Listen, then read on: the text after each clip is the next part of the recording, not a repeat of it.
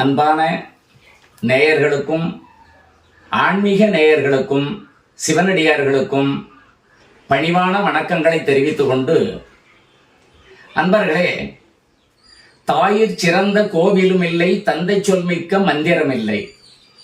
இந்த இரண்டு வாசகமும் இந்த உலகத்தில் பெரும் பழமொழியில் ஒன்றானது, தலையான பழமொழி என்றே நாம் எடுத்துக்கொள்ள வேண்டும். தாயிற் சிறந்த கோவிலும் இல்லை.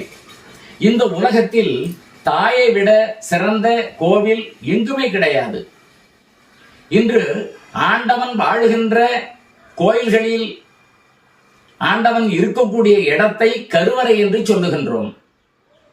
அந்த கருவறை அங்கே இருக்கக்கூடிய ஆண்டவன் இருக்கக்கூடிய கருவறை கிடையாது.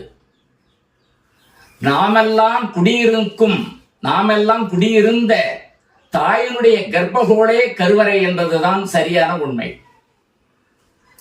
இந்த கருவறையில் நாம் தாயினுடைய கருவறையில் சிசுவாக வளர்ந்து கொண்டு இருக்கும் போது அங்கே இந்த சீவன் என்று சொல்லக்கூடியவர் உருவாகின்றார். சீவன் என்பது நம்மளுடைய உயிர்நிலை. அந்த சீவனே சிவலிங்கம் என்று திருமூலர் சொல்லியுள்ளார்.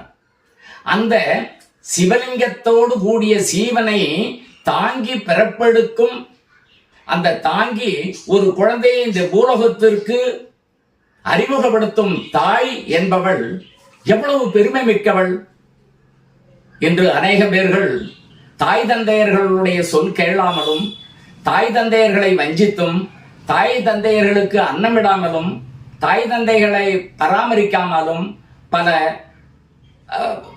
பல இடங்களில் அனாதை ஆசிரமத்தில் கொண்டு போய் விட்டுவிடுகின்றார்கள். பலர் அனாதையாக தன்னுடைய காலங்களை கடந்து இறந்து விடுகின்றார்கள். இதுகளுக்கெல்லாம் காரணம் தன்னுடைய பிள்ளைகள் தன்னை சரியாக பராமரிப்பாததின் காரணமே பெற்றோர்கள் கைவிடப்படுகின்றார்கள். நேயர்களே, இந்த உலகத்தில் யாருடைய சாபத்திற்கும் பரிகாரம் உண்டு. ஆனால் தாயார் விட்ட சாபத்திற்கு பரிகாரமே கிடையாது அன்பர்களே. எப்படி எனில், ஒரு தாய் சாபம் இடமாட்டாள். ஆனால் அவள் சாபம் இட வேண்டாம், மனதில் நினைத்தாவே போதும். ஒருவருக்கு குழந்தை இல்லாமல் போகுவதற்கு கூட அஸ்ட்ராலஜி, அதாவது ஜாதக ரீதியாக 4 விதமான கோணத்தில் குழந்தை இல்லாமல் போகும் என்று நூலில் சொல்லப்பட்டிருக்கிறது.